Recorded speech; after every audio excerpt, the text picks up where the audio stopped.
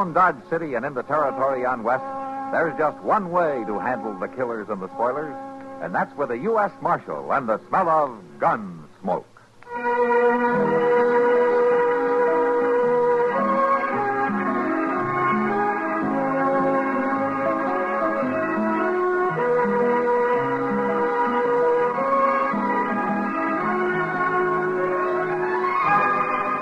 Gunsmoke, starring William Conrad. The story of the violence that moved west with young America. And the story of a man who moved with it. I'm that man. Matt Dillon, the United States Marshal. The first man they look for and the last they want to meet. It's a chancy job, and it makes a man watchful. And a little lonely.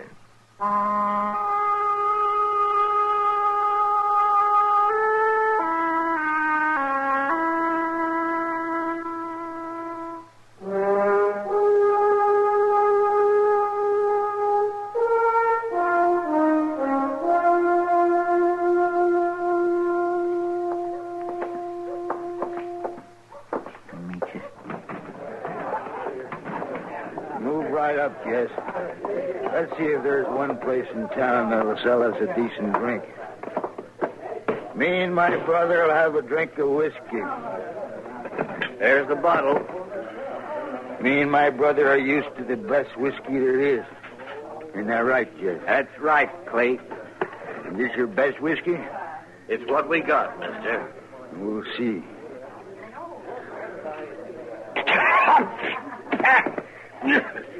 You call that whiskey? Now, look here, haven't you You fellas call had that much- whiskey, Jess? Go on, drink it. That ain't whiskey. You got to do better than that, Mr. I Barker. told you, friend, that's the whiskey we got. You don't have to drink You it. got to do better than that. Now, you dig out a bottle of good whiskey because we don't like this one. You're going to pay for that bottle, mister. Listen to him, Jeff. He says we're going to pay for that bottle. You hear that? I heard it.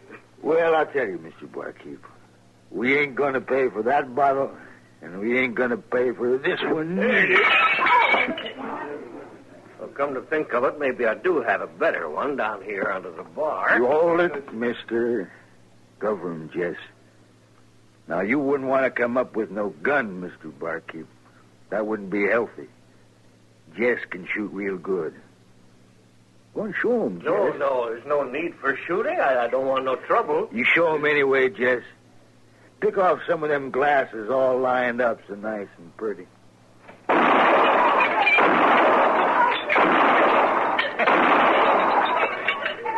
That's real nice, Jess. You got no call to shoot up Listen, my... Mr. Barkeep.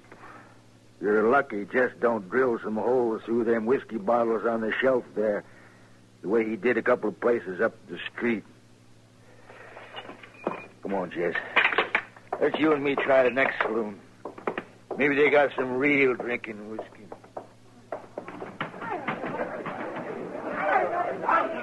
You're pretty lucky at that, Jim. They've been all over Dodge, drinking places, acting like it was a joke. I sure wish Marshal Dillon would get back to town and start doing his job around here. Be doggone if I'm going to do it for him.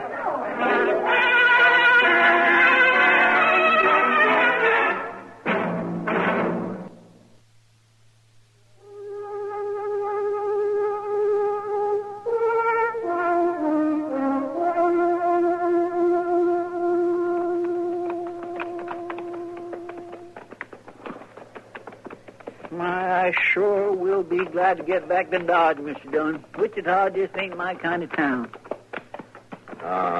Especially for 5 days. I didn't think that cussed trial would last that long, did you? No. Sir, Wichita is just too blame fancy a town for me. Why, you know there's lots of fellows there that wears their Sunday suits on weekdays, and they ain't gamblers nor undertakers neither. Yeah. Something the matter with you, are they, Mr. Dillon? You ain't done much more than grunt for the last 20 miles. I don't feel much like talking, Chester. Or listening. Oh. Well...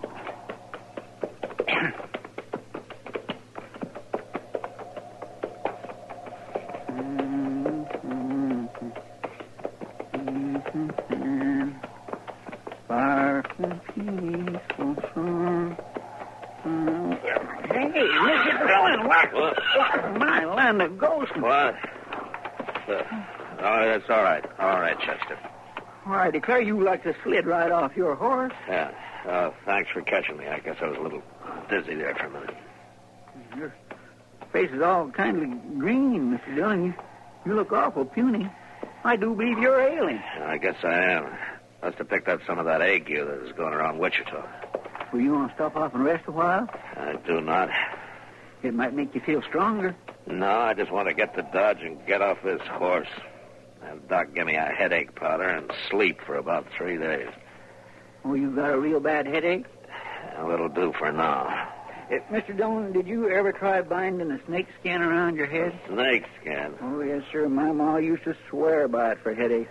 I'd be glad to get you one. I can chase up a snake some kind most anywhere around here. No Chester. trouble. No, I just think I'll let Doc stir me up something, if you don't mind. All right. But do you really feel well enough to ride on now? Yeah, I'm all right. Now, let's go. Chester. Yes, sir? We'll go into town the back way, huh? I don't feel like answering any questions. Okay, sir.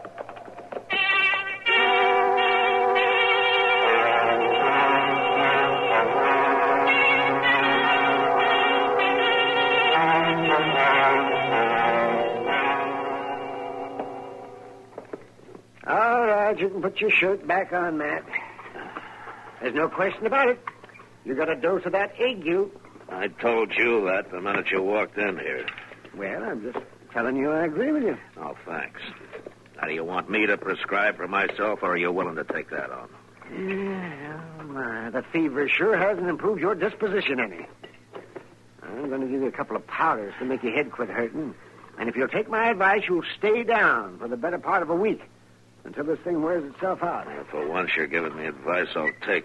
I'm going to stay on this cot whether school keeps or not. I'll send the powders over by Chester. And I'll look in on you again this evening. By then, I hope either the fever or your temper has improved. Thanks for nothing, Doc. Yeah. Marshal Dillon? Oh, hello, Doc. Adobe. See you later, man. Well, Marshal, I sure am glad you're back in town. Those two fellas just about wrecked it. About time you got here to stop them. Wait a minute, Dobie. What two fellows? What are you talking about? Why, the Rook brothers. They busted up just about every saloon in Dodge. Scandalous the way they're carrying on. Who are the Rook brothers? Why, those fellas dropped off here after the last cattle drive hit Dodge. They stayed right on. You've been gone 5 days, you know. I know how long I've been gone. All right, tell me exactly what have these fellas been doing. Well, they've been going from saloon to saloon just like it was a big joke, smashing bottles and glasses wherever they go. And I want you to put a stop to it. Uh-huh. You're worried that they'll come into the Dodge house next, is that it? Of course I'm worried about the Dodge house, Marshal. I run it. It's my job to worry about it. And I don't want those fellas causing trouble over there. Have they killed anybody? Well, no. Have they hurt anybody? No, Marshal, but the Dodge house is entitled to protection. Well, why don't you go right back over there and protect it, then? Ain't you going out and get them? No, Dobie, I'm not. I'm going to stay right here on this cot, and I'm going to try to go to sleep. I don't feel good, and you're making me feel a lot worse. Now, Marshal, it's your Listen, duty... Dobie, I got one duty right now, and it's to get some sleep. Now, my advice to you is to put your breakables away until the Rook brothers get tired. It's up to the law. I'll tell you what I'll do, Dobie. I'll be glad to deputize you right now, and then you can be the law, huh? No, I don't want to be a deputy. I'm just a plain citizen. It's your town, too, you know. Well, I know. Now, you citizens ought to be able to handle a couple of cowhands without calling the federals up. I don't think folks are going to take kindly to this, Marshal. No? You let me worry about that, huh? I'll do that. I certainly will.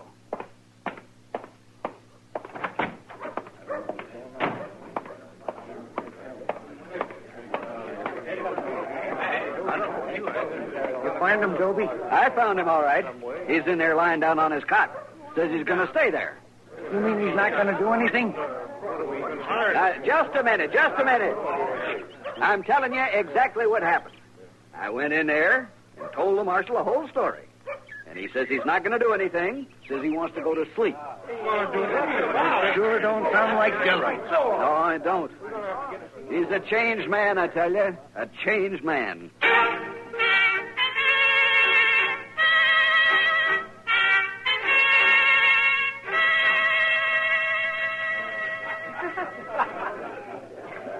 This whiskey ain't so bad, and this saloon is in most jest.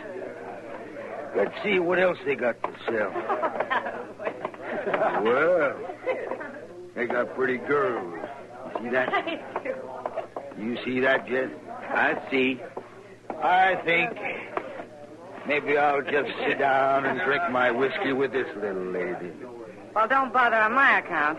Webb here is good enough company for me. I sure am, mister. Yeah. Hey, now, just a minute. You can just stay here and watch me. You might learn something. Mister, the lady is sitting with me.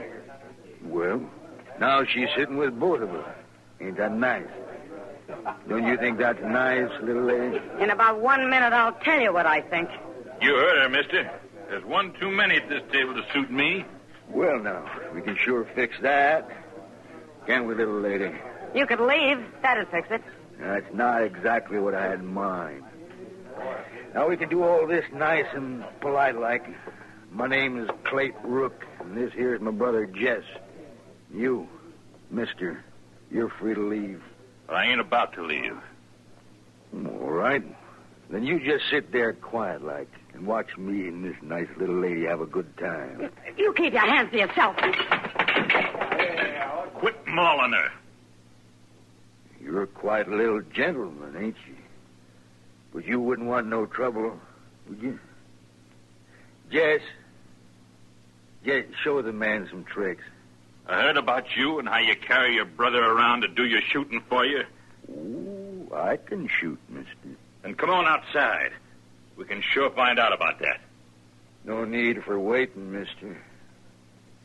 I can kill you while I'm sitting right here. I wonder if this'll get the marshal off that cot. You shouldn't ought to shot him, Clay. I didn't notice you doing nothing. Let's get out of here, Jesse.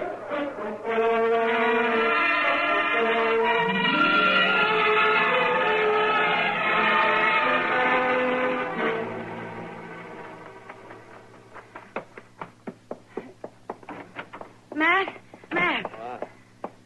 Well, what's the matter, Kitty? He's killed Webb Hayes. Webb, hey. Who killed him? When? What? It was just now down to Long Branch. One of those brothers. You mean those Rook brothers? Yeah, it was the big one did it. Clayt. The one that does all the talking. Usually he has his brother do the shooting, but this time he did it himself. Matt, he didn't give Webb a chance. Oh, where did Chester put my gun? Huh? Oh, here it is, Matt. Oh, thanks, Kitty. Oh, Matt, you look weak as a woman. You don't walk too steady. That's sure true. Mr. Dillon? Yeah, I know, Chester. Kitty just told me. You know where they are? Well, they was headed for the liver stable, but if you feel so bad, you are... I guess I feel well enough to get shot at, Chester. Come on.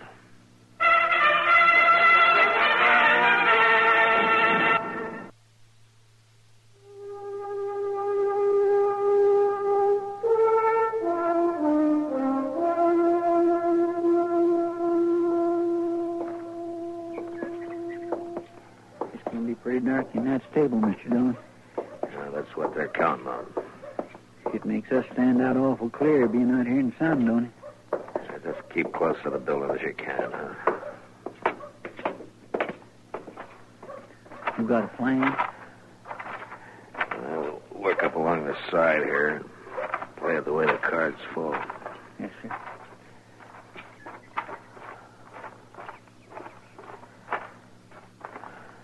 We got you covered two ways, Marshal. You better drop your gun. Let us clear out of here. Mr. Dillon. Just stand quiet, Chester. My brother's in the shed behind you. Tell him, Jess. I'm here, Clay. Shoot him, Jess. I'm coming out, Clay. But I ain't gonna fire. You shoot him, Jess, or I'll open up on you. I don't hold with shooting people, Clay. Why, you dirty. You cover Jess, Chester. I'll handle Clayt. Yes, sir. Clayt, Clay, you just shot down your brother. You're on your own now. There's two of you, ain't there, Marshal? You can make it easy on yourself. Just throw out your gun. Yeah. Could do that.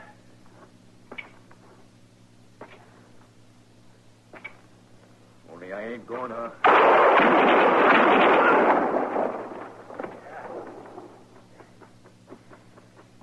You get it, Mr. Dillon?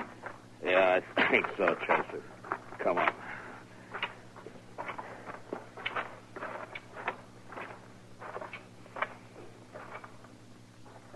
Yes, sir. He sure is dead, Mr. Dillon. How about the other one? Oh, I don't think he's hurt bad. Anyways, I got his gun. Now, let's have a look at him.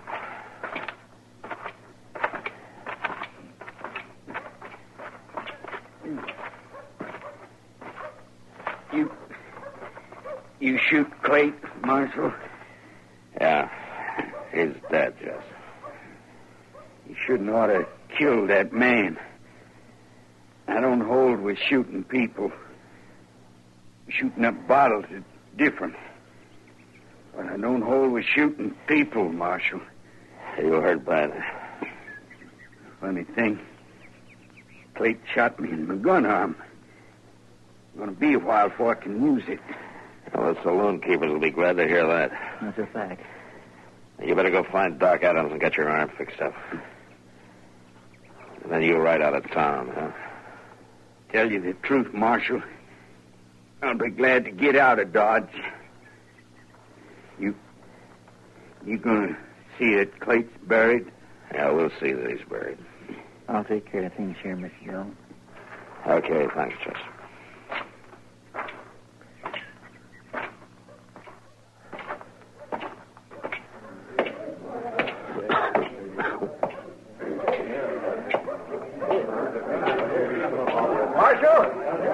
Marshal Dillon.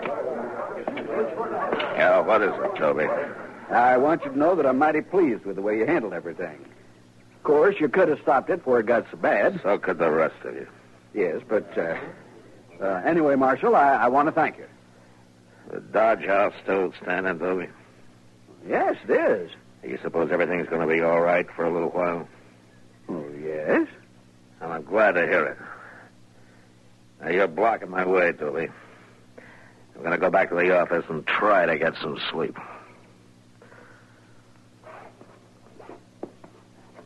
Thank you. Good afternoon, gentlemen.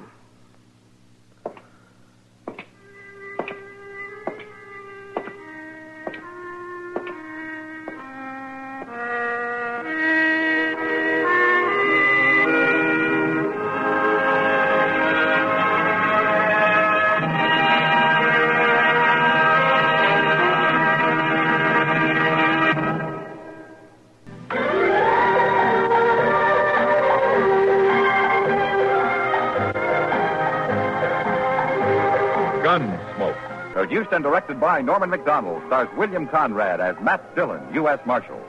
The story was specially written for Gunsmoke by Marion Clark, with editorial supervision by John Meston. Featured in the cast were John Daner, Vic Perrin, Harry Bartell, Lawrence Dobkin, James Nusser, Barney Phillips, and Don Diamond. Harley Bear is Chester, Howard McNear is Doc, and Georgia Ellis is Kitty. Join us again next week for another story on Gunsmoke. America listens most to the CBS Radio Network.